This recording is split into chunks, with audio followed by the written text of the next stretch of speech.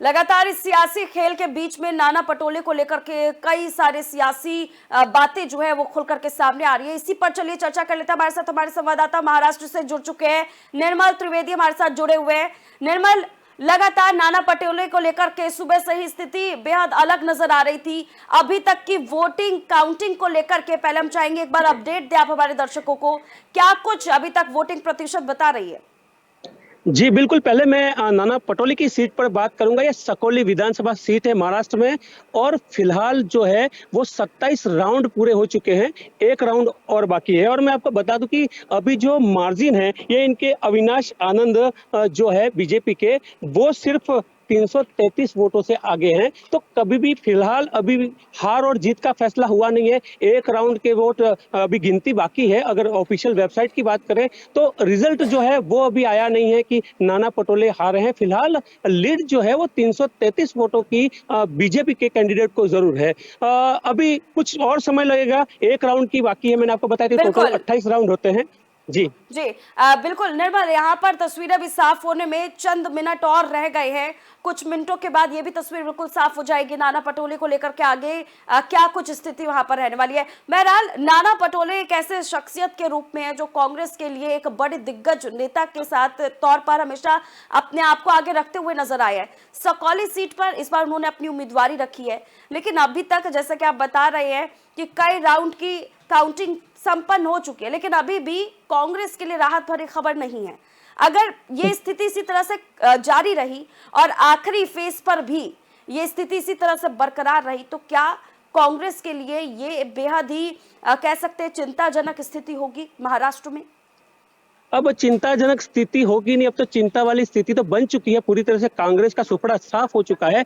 जिस तरह से बात की जा रही थी कि 2 दिन पहले संजय राउत और नाना पटोले में ये आपस में एक वाद विवाद चल रहा था कि मुख्यमंत्री कौन बनेगा, क्या बनेगा। यहाँ तक कि अपने आप को दावेदारी पेश कर रहे थे नाना पटोले और कह रहे थे कि इस बार मुख्यमंत्री मैं बन सकता हूँ, ये उनकी थी। लेकिन हालात ये हो चुके हैं कि विपक्षी नेता बनने तक की विपक्ष के पास में सीटें नहीं आई है। तो कहीं ना कहीं ये स्थिति हमें लगता है कि जो युति है उन्होंने भी नहीं सोची थी। उनके लिए भी ये परिणाम जो है वो आश्चर्यचकित करने वाले हैं कि क्या सिर्फ लाड़की बहन योजना जो है उसने जिस तरह से महिलाओं ने वोट किए, इन्हीं के वोट है, या योगी जी ने जो बटेंगे तो कटेंगे की बात कही थी, या फिर मोदी जी ने एक रहेंगे तो सेफ रहेगी बात की थी। कहीं ना कहीं लोगों को यह नारा पसंद आया। दूसरी चीज मैं आपको बताऊं कि जो लोकसभा इलेक्शन की बात हुई थी वहां पे लोगों ने कहीं ना कहीं ऐसा लगता है कि अपना प्रायश्चित किया है। जो राजनीति की गई थी विपक्ष के द्वारा, भ्रम फैलाया गया था आरक्षण के नाम पे हो चाहे जाति के नाम पे हो, कहीं ना कहीं लोगों को लगता है कि जो विकास के काम इस सरकार ने किए, बयानबाजी नहीं किए। मैं आपको ये बताना चाहूंगा कि लगातार जो विपक्ष है वो बयानबाजी ही करते आ रहा था और वहीं सत्ता पक्ष काम पे ध्यान दे रहा था। एकनाथ शिंदे सीएम रहे, आपने देखा कहीं कोई विवाद नहीं था, जबकि अजीत दादा पवार को काफी ऐसा नेता माना जाता है वो हमेशा विवादों में रहते हैं, लेकिन वो शांत जाहिर रहे, तौर पर साथ बने रहे। जी जी, बिल्कुल। और एक और चीज निर्मल यहाँ पर समझना चाहेंगे कि जिस तरह से अविनाश आनंद राव ने वहां पर चुनावी हुंकार भरा और बीजेपी के लिए एक मजबूत स्थिति अभी तक वो पैदा करते हुए वहां पर नजर आ रहे हैं, तो क्या इससे ये भी सवाल उठेगा कि नाना पटोले की शख्सियत कहीं ना कहीं वहां पर थोड़ी सी धूमिल हुई जिसकी वजह से इसका फायदा सीधे तौर पर बीजेपी के उम्मीदवार को मिली है? देखिए, अगर पृथ्वीराज चौहान हार सकते हैं तो नाना पटोले की क्या शख्सियत है। आप देख सकते हैं कि बिल्कुल। पूर्व मुख्यमंत्री रह चुके हैं। इस बाढ़ में बड़े बड़े चट्टानें बह गई है, तो नाना जी, पटोले का हारना, अगर हार जाते हैं तो कोई बड़ी चीज नहीं है। क्योंकि कहते हैं कि सुनामी आई थी और महाराष्ट्र की सुनामी ने बड़े बड़े दिग्गजों को ये रेल दिया है, उन्हें हटा दिया है। आप बड़े बड़े दिग्गज जब हारे तो नाना पटोले अगर हारते भी है तो उसमें आश्चर्य नहीं है। और ये अनुमान कहीं ना कहीं पहले से ही पार्टी लगा के बैठी है या महाविकास आघाड़ी लगा के बैठी है कि जब स्थिति इतनी दयनीय हो गई है तो ये भी अगर हो जाए तो उसमें कोई अतिशयोक्ति नहीं होगी। बिल्कुल। और निर्मल, एक चीज और कि जिस तरह से इस चुनावी माहौल के बीच में इस चुनावी समय में हम देख रहे हैं कि काफी सारे ऐसे शख्सियत रहे जिन्होंने अपनी साख दांव पर लगा करके इस चुनावी मैदान में अपनी भूमिका निभाई, बावजूद उसके इस बार उन्हें कहीं ना कहीं जनता के कह सकते हैं कि उस गुस्से का देख यहाँ पर फेस करना पड़ गया जिसने कभी भरोसा जताया था। तो क्या नाना पटोले को लेकर के सकौली की जनता उन पर भरोसा करती थी पहले, ये समझना चाहेंगे वहां पर किस तरह की स्थिति थी, क्योंकि रुझान आने से पहले भी आप जनता के बीच में पहुंचे हैं, वहां की जनता से आपने बातचीत की है, तो क्या जिस तरह से जनता का मूड था वही अभी तक के रिजल्ट पर देखने को मिल रहा है, अभी तक के रुझान पर? देखिए यहाँ पे किसी पे गुस्सा या इस तरह का काम नहीं आया है। यहाँ पे सिर्फ काम आया है तो सत्ता पक्ष के काम जो किए हैं लोगों ने, वो सत्ता में थे नहीं तो एंटी इनकम्बेंसी की बात थी नहीं। अगर जी एंटी इनकम्बेंसी की बात होती तो सरकार की तरफ होती थी, जी लेकिन लोगों ने फिर से एक बार सरकार पर भरोसा जताया है और जी उसका कारण बयानबाजी है। आपस की उनकी तकरारें हैं, जिस तरह से संजय राउत हो, चाहे नाना पटोले हो, चाहे बाकी उनके नेता हो, आपस में ही बयान देते थे। तब जनता को, कहीं वोटर्स को ये लगने लगा कि अभी से स्थिति ये है तो बाद में जाके जो है वो और गंभीर होगी। वही पॉजिटिव वो जो सत्ता पक्ष है कि लड़ते नजर नहीं आए, न चाहे की बात हो। आप देख सकते हैं कि देवेंद्र फडणवीस ने अपनी कुर्सी दांव पर लगा दी, उन्होंने कुर्सी छोड़ दी और शिंदे साहब को बैठाया। शिंदे साहब ने बहुत अच्छा काम किया, लोगों को पसंद आया, लाड़की बहन योजना लेके आए, आपला घर आपला द्वारी करके एक योजना लेके आए जो घर घर तक पहुंचते। लोगों को काम की जरूरत थी, उन्होंने विकास पे ध्यान दिया। जबकि अगर 2.5 साल उद्धव ठाकरे के देखे जाए तो यही कहते थे वो फेसबुक नेता है, फेसबुक मुख्यमंत्री है, सिर्फ फेसबुक पे आते हैं, घर से बाहर नहीं निकलते। वही शिंदे जो है, एकनाथ शिंदे, झोपड़पट्टियों में भी चले जाते थे, ऐसी जगहों पे चले जाते थे जहां पे कोई एमएलए जाने से भी घबराता है, लेकिन वो नहीं चुकते थे। तो कहीं ना कहीं उनकी ये छवि है, उसने जो है वो काम किया है। साथ ही इनकी एकता, जो अजित पवार है जिनको साथ में रखना हो गया, और देवेंद्र फडणवीस है, और तीनों ने जो मिलके आपस में जिस तरह का कोलैबोरेशन बिठाया, उस वजह से जो है वो आज ये स्थिति का आप देख सकते हैं। वर्षा बंगलो मुख्यमंत्री का मेरे पीछे है और किस तरह से जश्न है यहाँ पे। वहीं जो हमने देखा था कांग्रेस का ऑफिस है, वहां पे लाइटें भी बंद कर दी है। और यहाँ पे दिवाली है, आपको दिवाली और होली जो है वो दोनों साथ में देखने को मिलेगी। उसका कारण यही है कि इनकी कड़ी मेहनत, इन्होंने बयानबाजी नहीं की, उनपे गद्दार का टैग लगाने की कोशिश की गई कि ये गद्दार है, लेकिन जो जनता है, जो वोटर्स है, उन्होंने ये बता दिया कि नहीं, असली शिवसेना जो है वो शिष्य की है, बेटे की नहीं है। ये बात कहीं ना कहीं साबित करी, जो काम करेगा जनता उसे चुनेगी, न कि बयानबाजों को चुनेगी। जी बिल्कुल निर्मल, सीएम आवास की तस्वीर आप साझा कर रहे हैं और बता भी रहे हैं कि मुख्यमंत्री अभी तक इस पूरे मुद्दे को लेकर के कुछ खास उन्होंने कहा नहीं, लेकिन एक बयान उनका सामने आया जिसमें उन्होंने चीफ मिनिस्टर को लेकर के, यानी कि सीएम को लेकर के एक नई डेफिनेशन दी है। पहले सब चीफ मिनिस्टर कहते थे, लेकिन अब उन्होंने कह दिया है कि इसका मतलब है कॉमन मैन। निर्मल, बिल्कुल बिल्कुल बिल्कुल, जैसे आपने देखा होगा कि प्रधानमंत्री अपने आप को प्रधान सेवक बोलते हैं, प्रधानमंत्री नहीं बोलते। तो ये जो ट्रेंड है वो नीचे तक चलते आ रहा है कि उनके जो कार्यकर्ता है या उनके साथी भी है वो अपने आप को कॉमन मैन मानते हैं। और वाकई ये सही बात है कि उन्होंने कॉमन मैन की तरह काम किया है, जो हर जगह पहुंच जाना। एक सीएम होता है वो सिर्फ ये इंप्लीमेंट करवाने का ही काम वो खुद अपने हाथों से देखते थे कि कोई योजना है। देखिए आप कि जिस तरह से विपक्ष इस मुद्दे, जो लाडली बहन का मुद्दा था, उसको लेकर कोर्ट तक पहुंच गया था कि नहीं, ये नहीं होना चाहिए करके, क्योंकि ये चुनाव आ रहा है और ये लोगों को इस तरह से रेवड़ी बांटने का काम कर रहे हैं। लेकिन उन्होंने इलेक्शन में कोर्ट में भी जीता और इलेक्शन आने से पहले नवंबर का पैसा भी डाल दिया महिलाओं को, ताकि ये लोग पैसा रोक न पाए या कहीं ना कहीं उनको कोई तकलीफ नहीं हो। तो काम जो ग्राउंड लेवल पे काम करता है और काम बोलता है हमेशा, और एक मुंबई का हो या महाराष्ट्रियन हो, वो अपने काम पे वोट देता है। ना यहाँ जाति चलती है न पार्टी चलती है, यहाँ पे सिर्फ चलता है तो काम चलता है। और महाराष्ट्र के किसान हो चाहे महाराष्ट्र के मजदूर हो, उनकी बात की जाए, सब खुश थे।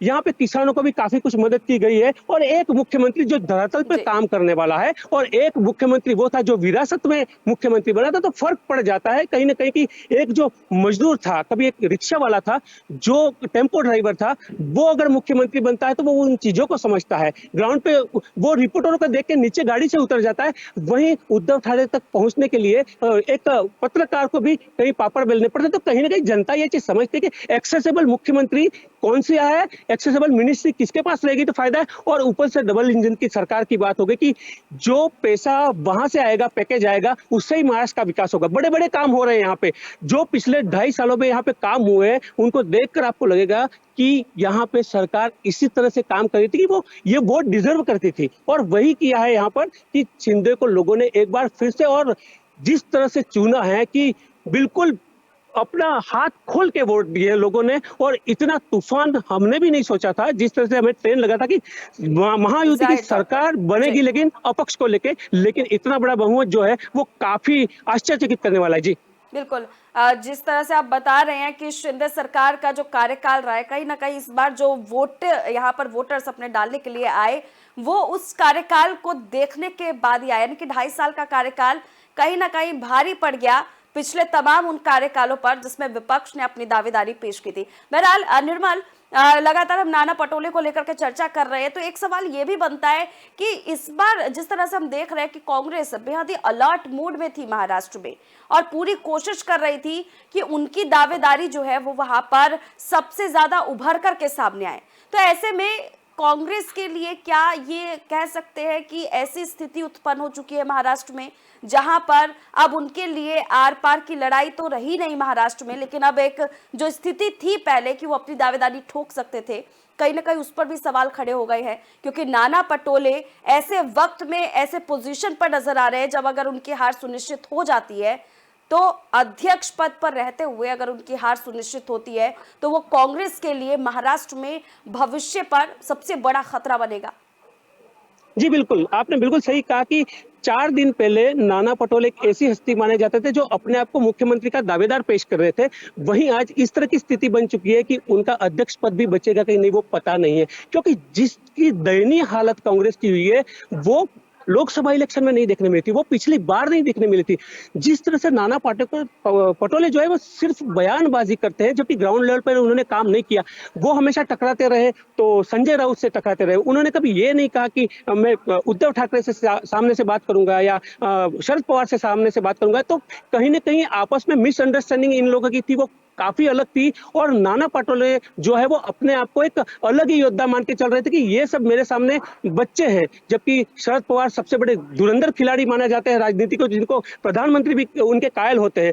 अगर इस तरह की बात नाना पटोले ने की तो कहीं ना कहीं नुकसान होना स्वाभाविक था और ये कांग्रेस ध्यान नहीं दे पाई, क्योंकि कांग्रेस हाई कमांड जो है वो राज्यों को लेके अभी भी कहीं ना कहीं इतना सीरियस नजर नहीं आता है। वो सिर्फ राजनीति फिलहाल वही कर रहे हैं कि मोदी को टारगेट करना। उनकी राजनीति धरातल पे जब तक नहीं आएगी तब तक स्थिति काफी गंभीर होगी। और मैं आपको एक चीज और बताना चाहूंगी, अगर आपको पता होगा कि उद्धव ठाकरे ने पहले ही बोल दिया था कि अगर इस बार चुनाव में आप लोग मुझे नहीं जिताएंगे, जनता से अपील की थी, तो मैं रिटायरमेंट ले लूंगा। तो कहीं ना कहीं अब ये स्थिति बनती नजर आ रही है। दूसरी मैं आपको बात बताऊं कि 85 साल के हैं शरद पवार। मैं दावे से कह सकता हूं कि आने वाले 5 साल तक वो अभी जो राजनीति करते हैं वो करना उनके लिए संभव नहीं होगा जो उनकी उम्र को देखते हुए।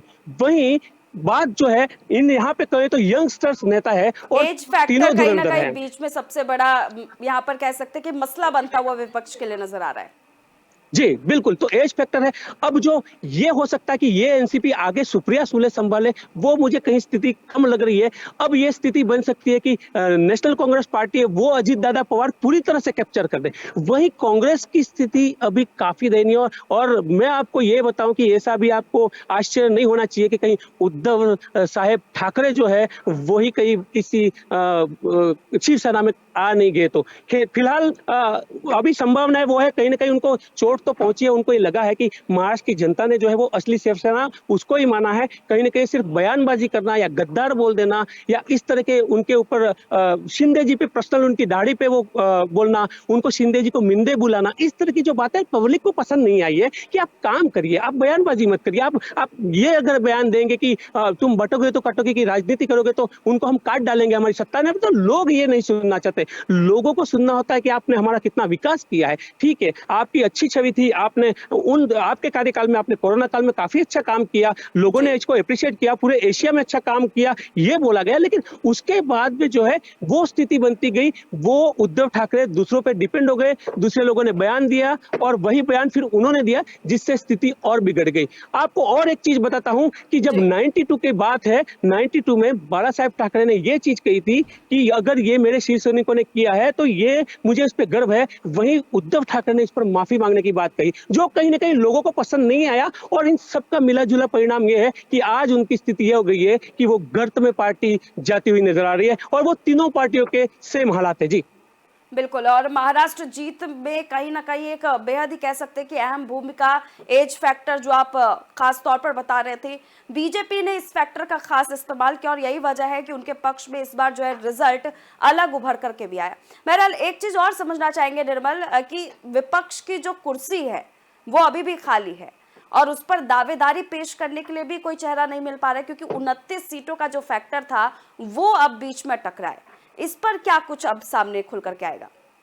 अब फिलहाल तो स्थिति यही है कि ये सरकार की मेहरबानी पे विपक्ष जिंदा जी। है, वही स्थिति मैं आपको बता रहा हूँ, क्योंकि विपक्ष का दल का नेता बनने के लिए भी एक मेजोरिटी की सीटें होती है विपक्ष के भी, वो बिल्कुल। भी उनके पास तीनों के मिला के नहीं है। आप सबसे आश्चर्य की बात आपको मैं बता दूं कि तीनों पार्टियों को मिला के भी इतनी सीटें नहीं है जितनी शिवसेना शिंदे गुट की आई है। तो जी। स्थिति बड़ी ही वो है। और अब वो हालात आप यहाँ क्या, आप केंद्र में भी 2 बार देख चुके हैं कि लगातार विपक्ष की सीट हमेशा कोई था ही नहीं।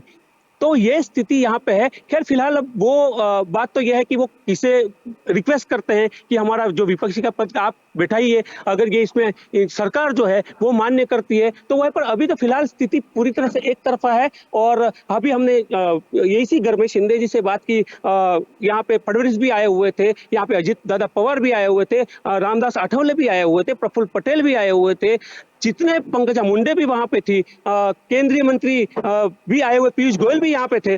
तो इन सब का एक ही कहना है कि फिलहाल हमारा जो काम है वो सिर्फ जनता के कामों का करना है। हमने जो वादे किए, न हमने 3,000 का वादा किया। आपने एक तरफ लाडकी बहन योजना का जो है वो खिलाफ में बोला कि पैसे कहाँ से आएंगे, पूरा खजाना खाली हो जाएगा, वहीं आपने महालक्ष्मी योजना लाकर 3,000 का कर दिया। तो विपक्ष ने वादे ऐसे किया, 4,000 रुपया बेरोजगारी भत्ते की बात की, बस में महिला को फ्री में यात्रा करवाने की बात की। लेकिन लोग जानते हैं कि कर्नाटक हो या हिमाचल प्रदेश की हालत क्या है, वहां पे जी। कर्मचारियों को, सरकारी कर्मचारियों को बिल्कुल। सैलरी नहीं मिल रही है, तो लोग जी। ये जानते हैं। जी ठीक है निर्मल, हमारे साथ ये तमाम जानकारी साझा करने के लिए आपका बेहद शुक्रिया। तो देखिए, महाराष्ट्र में सियासी खेल अभी भी जारी है और तमाम अपडेट्स हम आप तक पहुंचाते रहेंगे। फिलहाल वक्त हो चला एक छोटे से ब्रेक का, रुकेंगे एक ब्रेक के लिए और ब्रेक के बाद जल्द हाजिर होंगे।